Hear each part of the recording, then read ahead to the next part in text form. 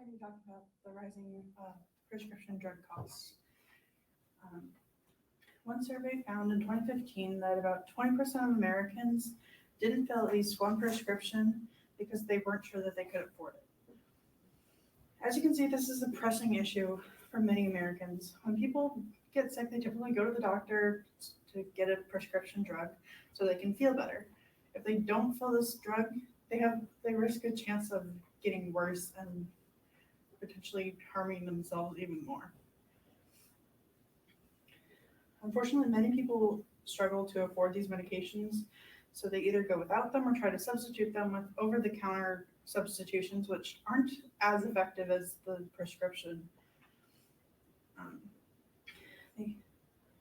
By not getting the prescription, they risk getting worse. Through my research, I learned a lot about this issue and its causes and the possible solutions that we can do to help lower our costs and to help the government lower the costs overall. Today I will discuss this issue of how the cost of development, the specializations of the specific drugs and the monopolies that cause it, and the possible solutions to cheaper prescription drugs. First is the problem. Prescription drug costs are way too high. People can't afford the medicine that they need to function or even survive sometimes.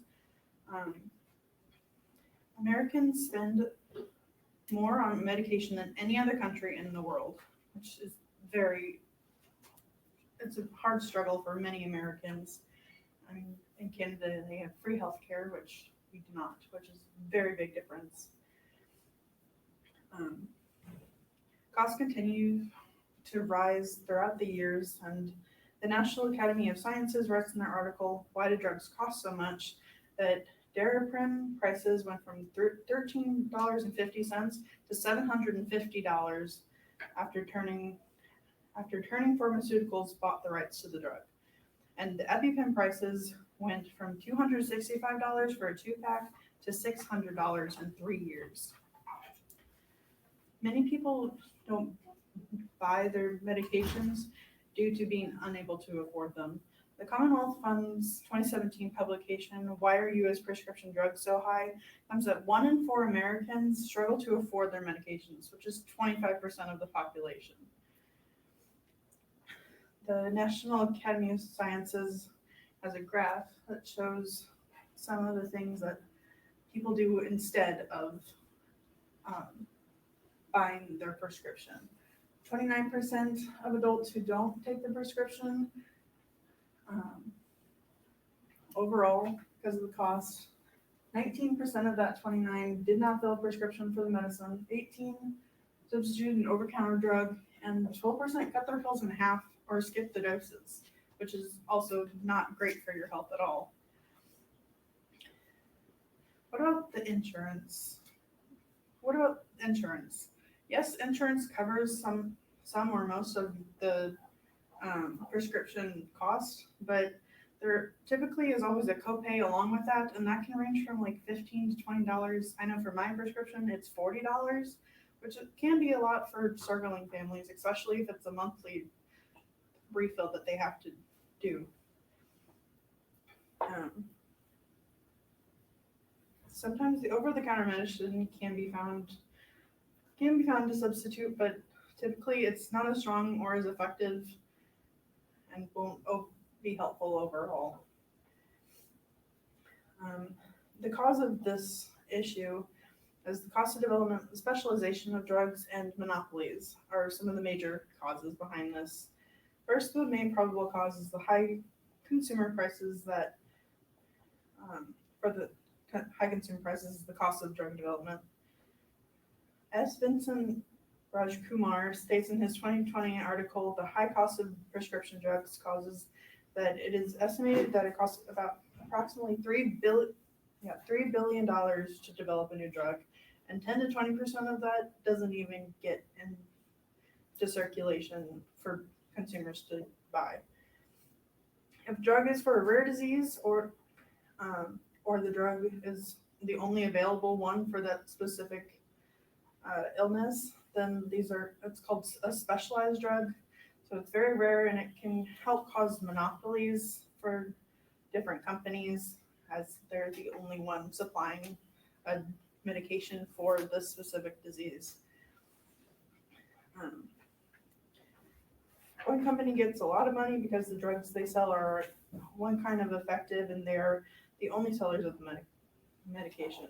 Raj Kumar also states that in the United States, 3 companies, Novo Nordisk, Sanofi Aventis, and Eli Lilly, control most of the market for insulin, which contributes to high prices and lack of competition.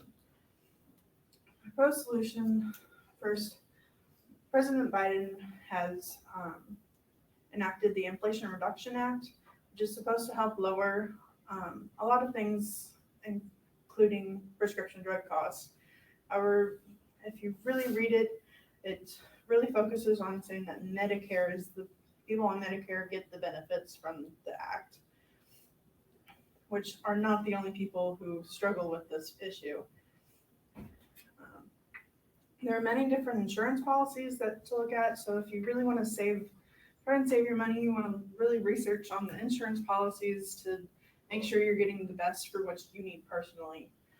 There are also prescription discount websites like GoodRx that discount your prescription drugs, but they can roughly be the same price as insurance policies.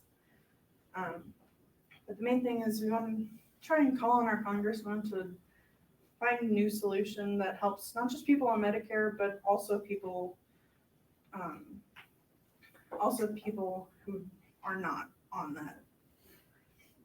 To conclude, Americans are suffering due to rising costs of medications. Some don't even buy their prescribed medicine because they can't afford it. They find other alternatives, but depending on the illness, they will get worse without the prescription. The cost of development, specialized drugs, and drug monopolies all make it worse. The Inflation Reduction Act was enacted to help reduce this issue, but it focuses on those with Medicare. There are multitude of different insurance policies and prescription drug discount websites to help cover the cost of our medications. However, if we want to help ourselves, we need to call on our congressman to help us find a better solution to our healthcare problems, not just for those on Medicare. Thank you.